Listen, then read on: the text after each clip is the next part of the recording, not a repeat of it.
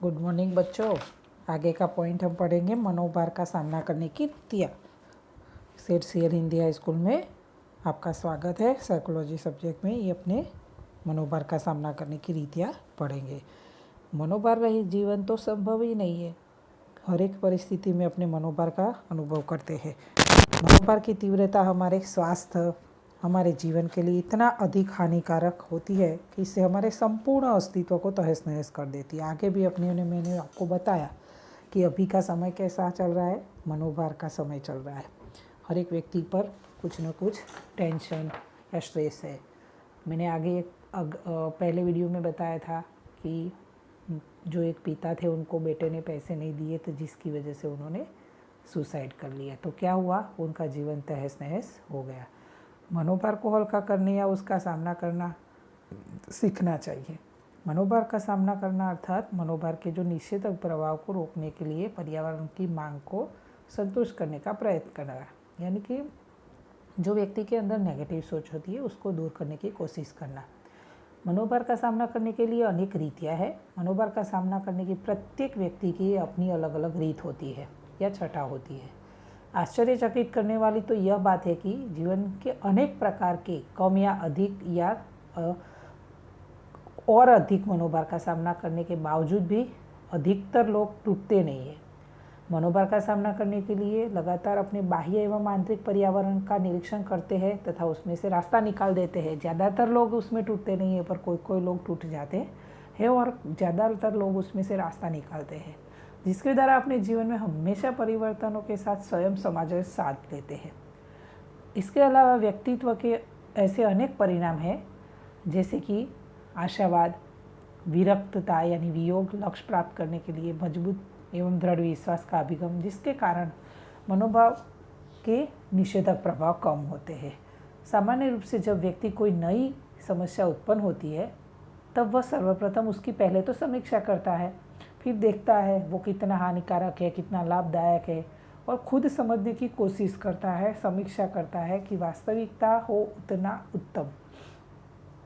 उसके बाद वह समस्या के विषय में क्या उपाय कर सकता है उसका विचार करता है और इसके हल के लिए वो विकल्प को खोजकर श्रेष्ठ विकल्प पसंद करता है। अब उस तरीके से ऐसा भी होता है कि परिस्थिति की समीक्षा करने या विचार करने का अवसर ही प्राप्त नहीं होता है कभी कभी। तो ऐसे समय में व्यक्ति कई तात्कालिक सहज स्वयं स्फुरित प्रतिक्रियाओं के द्वारा वो समस्या का हल कर देता है। ऐसी प्रतिक्रिया व्यक्ति के आंतरिक सहज बचाव तंत्र का ही हिस्सा होती है। अब जब आवश्यकता होती है अथवा जीवन में खतरा उत्पन्न होता है तब ऐसी प्रतिक्रिया कार्यरत होती है। व्यक्ति के संतुलन को बनाए रखने के लिए शारीरिक और मनोवैज्ञानिक परिवर्तन ही काम में आते हैं। उदाहरण एक ऐसी साहजिक प्रक्रिया है आंतरिक रोना। जब व्यक्ति कोई ऐसी परिस्थिति में फंस जाता है, उस पर मनोभार बढ़ जाता है, तो व्यक्ति खुद क्या करता है, उसमें से रुदन या रोने से उसको मन को हल्का करता है, जिसके द्वारा जो व्यक्ति का आवेगात्मक मनोभार एवं दर्द में राहत या आराम मिल जाता है। मनुष्य मनोभार को कम करने के लिए व्यूह रचना या प्रविधियों को अपनाता है। प्राकृतिक आदत अनुसार सीखी हुई व्यक्ति क्या करता है, ज़्यादातर जो पहले उसने कोई परिस्थिति ऐसी कॉमन उसके जैसी सेम जैसी परिस्थिति होगी तो वो पहले जो प्रयास किया होगा या किसी से सुना होगा वो एक व्यक्तिगत और सामाजिक आदतों के अनुसार करता है। सामाजिक व्यूह रचना या प्रविधियों के लिए दूसरों की सहायता आवश्यक होती है। तो ये समाज में जो रहते हैं तो सामाजिक प्रविधियों के लिए वो आवश्यक होता है। मनोभार का सामना करने की प्रविधियाँ निम्नलिखित प्रकार से वर्गीकरण की जाती है, जैसे कि समस्या केंद्रित, कार्य केंद्रित प्रविधि, दूसरा है आवेगिक केंद्रित प्रविधि और अहम बचाव प्रविधि। लास्ट है अहम बचाव प्रविधि को बचाव प्रवृत्ति भी कहते हैं। सबसे पहले ये कभी कभी बोर्ड की एग्ज़ाम में ये प्रश्न मनोभार का सामना करने की प्रविधियाँ कितनी है, कौन सी, ऐसा शॉर्ट क्वेश्चन भी आता है या उसको लॉन्ग में समझाने का पूछा जाता है। तो समस्या केंद्रित प्रविधि यानी जब समस्या केंद्रित प्रविधि में व्यक्ति मनोभारक के साथ प्रत्यक्ष कार्य करता है, फिर चाहे वह प्रक्रिया व्यवहार के द्वारा होती हो या वास्तविक रूप में मानसिक प्रक्रिया हो, तो इन प्रक्रियाओं का उद्देश्य समायोजन साधना होता है।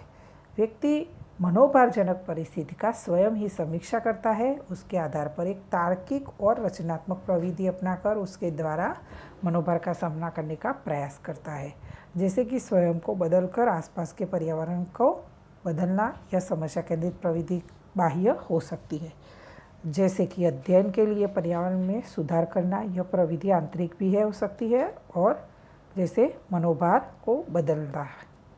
समस्या केंद्रित प्रविधि के 3 प्रविधियाँ हैं। उसमें समस्या का सामना करना यानी खतरा जो होता है उसको दूर करना, खतरे के प्रभाव को कम करना या उसे नष्ट करना। दूसरा है उसमें यहाँ व्यक्ति जो उसके सामने परिस्थिति आती है, खतरा है, उसको दूर करने की कोशिश करता है। तो यह उदाहरण है, परीक्षा में असफल होने वाला विद्यार्थी पुनः परिश्रम करके सफल होने का प्रयास करता है। मानो कि अभी आप लोग पढ़ रहे हो, पढ़ाई के समय आपने अभी जो टेस्ट चल रही है, टेस्ट में आप लोगों ने अच्छा परफॉर्मेंस नहीं किया या फर्स्ट एग्ज़ाम होने के बाद आपको दिखाई दिया कि मेरे नंबर तो अच्छे नहीं है, तो वो समस्या हुई। अब आप 12वीं में हो तो आपको ऐसा मन में ख्याल आएगा कि मुझे इसमें अच्छे नंबर लाने हैं बोर्ड में। तो क्या करोगे आप? और अधिक मेहनत करके, परिश्रम करके जो खराब प्रभाव है उसको दूर करने की कोशिश करोगे, पुनः परिश्रम करके। दूसरा है समस्या से विमुख होना, चेतावनी से स्वयं को दूर कर देना, चर्चा विचारना, सौदाबाजी एवं समाधान करना। तो व्यक्ति क्या करता है, कभी कभी जो समस्या युक्त परिस्थिति है ना उससे पलायन कर देता है। जो परीक्षा में फेल होने वाला छात्र परीक्षा देना या पढ़ाई करना ही छोड़ देते हैं कि मुझे तो पढ़ना ही नहीं है। तो ये क्या हुआ? पलायन करना या विमुख होना। तीसरा कोई रास्ता अपनाना है, मनोभार का प्रतिकार करना, अपनी प्रतिकार शक्ति बढ़ाना और मनोभार की शक्ति को कम करना। यानी 2 प्रतिक्रियाओं से तीसरा प्रतिक्रिया वो करता है, उपर्युक्त दोनों प्रतिक्रियाओं से। तो उदाहरण रूप, पढ़ने में फेल होने वाला छात्र संगीत या खेलकूद में उसको जिसमें इंटरेस्ट होगा वो उसमें आगे बढ़ने का प्रयास करता है।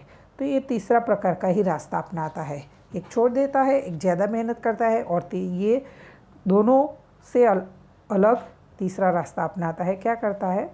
वो अलग दिशा में उसका सक्सेस खोने की कोशिश करता है। तो ये समस्या केंद्रित प्रविधियाँ थी। दूसरा है आवेग केंद्रित प्रविधि। तो ये आवेग केंद्रित यानी आवेग शब्द से पता चलता है व्यक्ति का आवेग में व्यक्ति मनोभारजन्य परिस्थिति में परिवर्तन करने के बदले अपने विचारों या भावनाओं में परिवर्तन लाने का प्रयास करता है। ये अभिगम समस्या केंद्रित नहीं है परंतु उपाय केंद्रित है।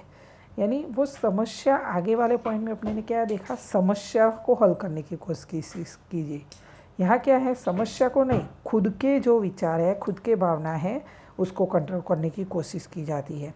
तो व्यक्ति जो होता है उसका उपाय केंद्रित है, क्योंकि इसमें मनोभार की आवेगशीलता के प्रभाव से मुक्त होने पर अधिक जोर दिया जाता है। इस प्रविधि में स्वनियमन, आवेग का नियमन महत्वपूर्ण है। उदाहरण रूप, चिंता, हताशा, क्रोध और अन्य आवेगों पर नियंत्रण रखना, अथवा उसके बदले में कुछ लोग मनोभार से मुक्त विकट परिस्थिति को भूलने के लिए किसी पार्टी या फिल्म देखने के लिए जाते हैं, अथवा तो हताशा का अनुभव होने वाले जो व्यक्ति है वो टेलीविज़न देखते हैं। कुछ लोग चिंताग्रस्त होने पर सीटी बजाते हैं, ज़ोर ज़ोर से हंसते हैं, अधिक भोजन करते हैं, अथवा लाचारी के समय दिव्या स्वप्न देखते हैं। दिव्या स्वप्न मीन्स कि दिन में देखने वाले स्वप्न।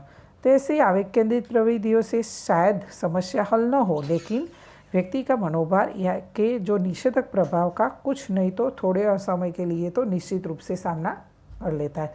फॉर एग्जाम्पल, कोई ऐसी परिस्थिति खड़ी हुई है तो व्यक्ति उस टाइम टेलीविज़न देखने के लगता है, तो उस टाइम तो उसका माइंड डाइवर्ट हो जाता है और उसके दिमाग में से वो विचार निकल जाता है। तो उतने समय के लिए तो वो निश्चित रूप से उसका प्रभाव कम हो जाता है और सामना धीरे समय के लिए, वो थोड़े समय के लिए वो निश्चित रूप से सामना तो कर ही सकता है।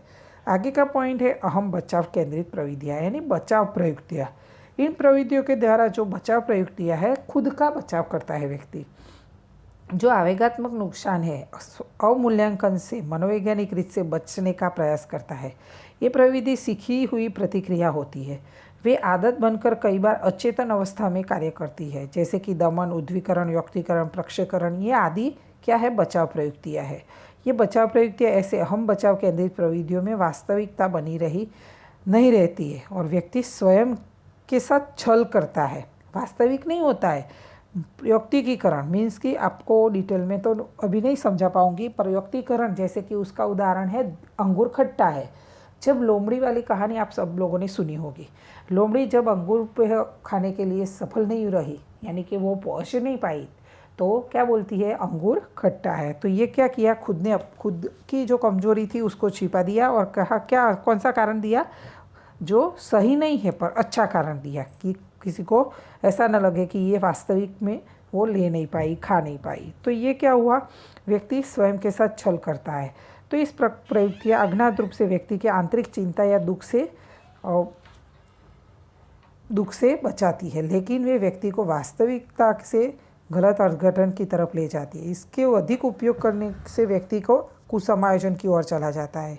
इन प्रवृत्तियों का मुख्य उद्देश्य क्या है, असफलता को छिपाना, चिंता को कम करना और आवेगात्मक दुख को भी कम करना। ऐसा करने से स्वयं के विषय में पूर्णता एवं उपयोगिता की भावना को सुरक्षित करना है। यानी व्यक्ति क्या करता है, जब मैंने कहा कि यौक्तिकीकरण, लोमड़ी कहती है कि अंगूर खट्टा है, तो उसमें क्या किया, उसने खुद की कमी को छुपाया और खुद के दुख या चिंता को उन्होंने कम किया और खुद की जो भावना है सुरक्षा महसूस की।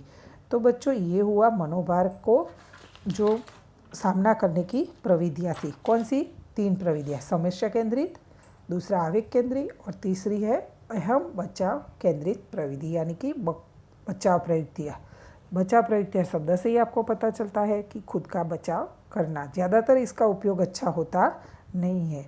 तो ये हुआ, कभी कभी ऐसा होता है कि उद्वीकरण या ऐसी परिस्थितियों में कि जो व्यक्ति खुद को जो असफल रहता है, अभी आगे के आवेग केंद्रित प्रविधि में आपको समझाया कि समस्या केंद्रित प्रविधि में कि तीसरा कोई रास्ता नहीं होता है, तो जो फेल होते हैं, तो फॉर एग्जांपल जिसको ज़्यादा लड़ाई झगड़े करने का शौक़ हो, तो ऐसी उसके अंदर वृत्ति हो, तो वो आर्मी में भर्ती होकर वो अपनी इस तरह की ये क्रिया करके वो आगे खुद का बचाव कर सकता है। तो ऐसे ये हुई मनोभार का सामना करने की प्रविधियाँ। अगले वीडियो में आपको मनोभार के प्रभाव वो मैं समझाऊंगी। बच्चों, वीडियो को लाइक और सब्सक्राइब करना भूलना नहीं।